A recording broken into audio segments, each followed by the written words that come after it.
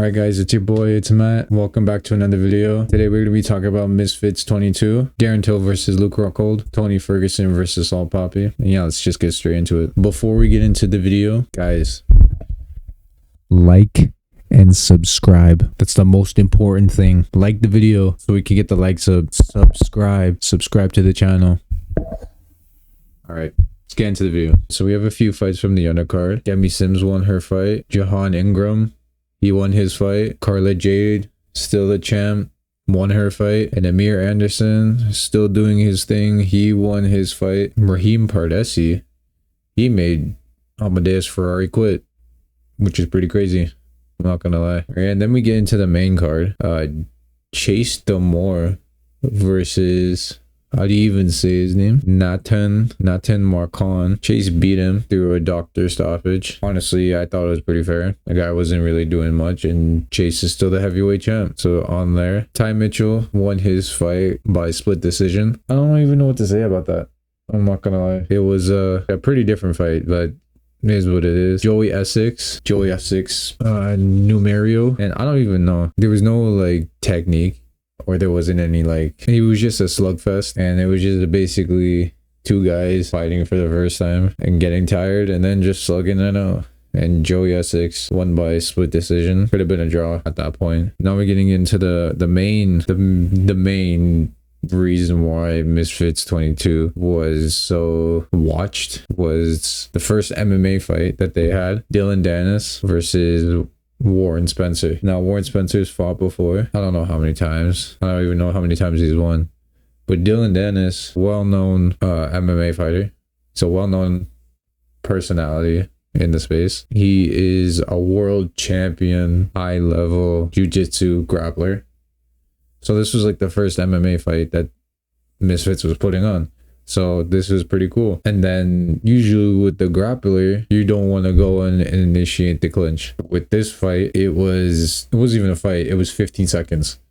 The fight lasted 15 seconds because Warren Spencer, he tried it, threw an uppercut, almost landed. But then Dylan was just, I don't know why, but Warren Spencer wanted to go and clinch, which was a bad idea because Dylan just took his neck, submitted him. 15 seconds. I don't know why I did that, but I thought it was pretty interesting that they put on a first MMA fight. And yeah, I hope they start doing more of this. I thought it was pretty interesting. I'm not gonna lie. It's like old pride with the boxing ring, but MMA, I thought it was pretty cool. Then we get into the co-main event, which was I was the most worried about. Tony Ferguson and Papi. Now, the whole reputation of Tony is, well, recently, he hasn't won his past 8 fights in the UFC. He was on an 8-fight losing streak. So we didn't know where he was at. And going up against Papi, we just had a perfect performance against King Kenny. People were just writing Tony off, saying, oh, you know what, it's a sport that he's never even competed in, so he might just get knocked out. So everyone was basically just writing him off, saying, yeah, Papi's gonna win, Papi's gonna win. And then we'll just get into it. So the first 2 rounds, well, the first round was basically Tony walking forward, just analyzing, and Papi trying to land that left hand. That's basically it. Throwing power shots versus someone who's throwing volume shots. So that's what happened basically in the first round. The second round is where you see Tony starting to picking up a bit. Start picking up on the volume, start picking up on the pressure. And then at the end of the second, you could see it's kind of like offsetting Salt because it's like, I guess he's never really seen that before. So when it comes to the third round, Tony's just putting the pressure on more. And Tony back in the UFC, he was like a really good cardio fighter. He had tremendous cardio, and he just walked through it. So you can really see the pressure being built up. Papi not really having that much thud in his punches. And then Tony was just getting the better of the exchanges. And then the ending sequence where Tony, I don't really care if people say that it was an early stoppage. You can see, yeah, you can agree with it. Do I think it was an early stoppage? I can see how you can say it. It was more just leading to the inevitable of what was going to happen. So Tony's picking up the pressure, throwing punches, and then he catches with the left hand. And I guess he just started shelling up, throwing punches in bunches, probably like 9 or 10 lower landing.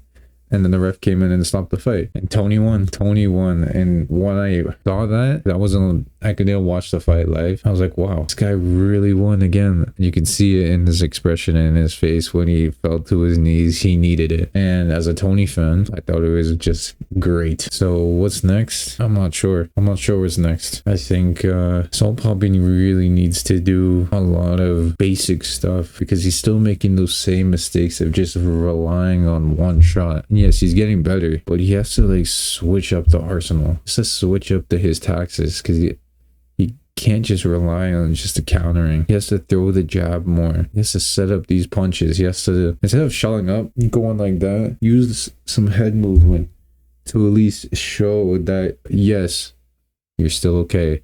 You can still fight. You're still in the fight. Instead of just doing this and letting him like just throw and you still getting caught. Show that you're aware. Incredible win for Tony. Everyone doubted him. Even I had a bit of, not really doubts, but worries. We didn't know. It was the first time just pure boxing. So I was like, okay, cool. He won. Now what's next for him? It's hard to say. I would say probably everyone's pretty dangerous, but I would like to see him against AT. I would like to see him against Slim. Slim would be a good fight. And I'd like to see him probably against Gibb. And yeah, we'll see what happens next. All right, so now onto the main event, Darren Till versus Luke Rockhold. Now the build up to this fight was pretty interesting. They had a lot of back and forth going into the fight and a lot of animosity, a lot of drama going into it. But that's usually how fights go. There's always a build up.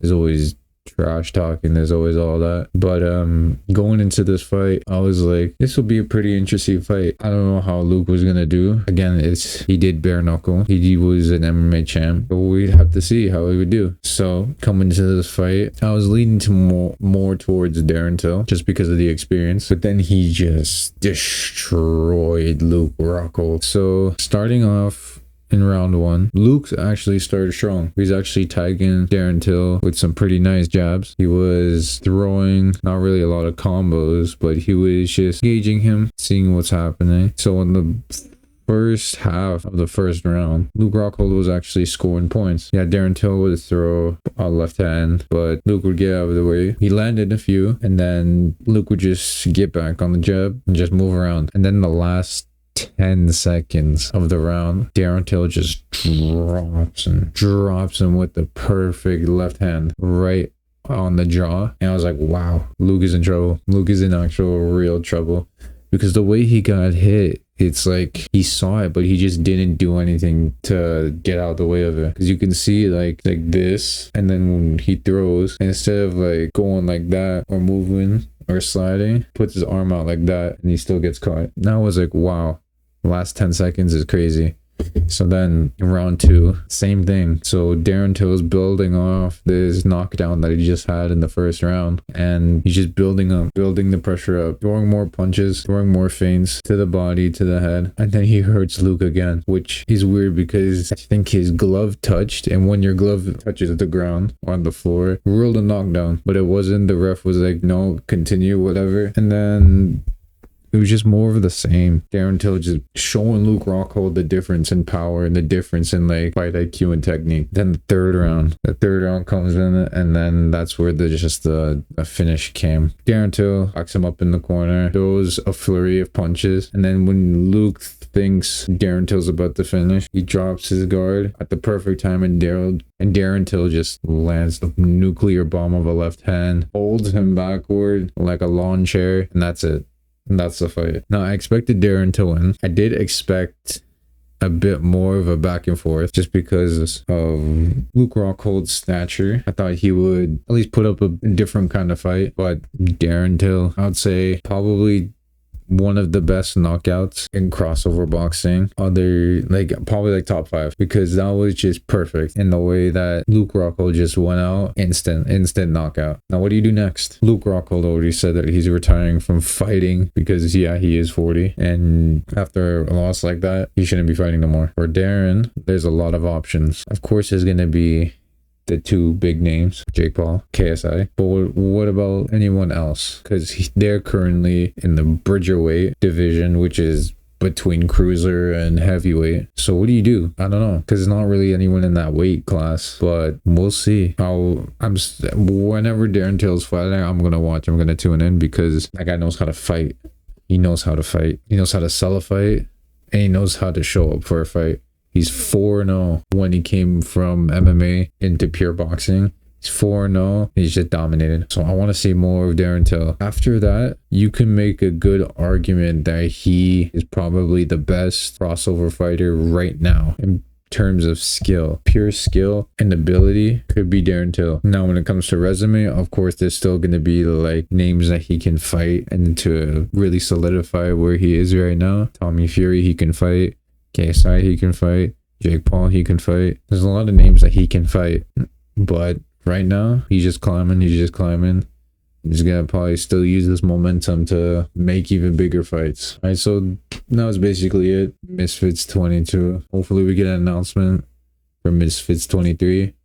I want to see what's happening next. And yeah, subscribe, like the video, comment, and I'll see you guys in the next video. Peace.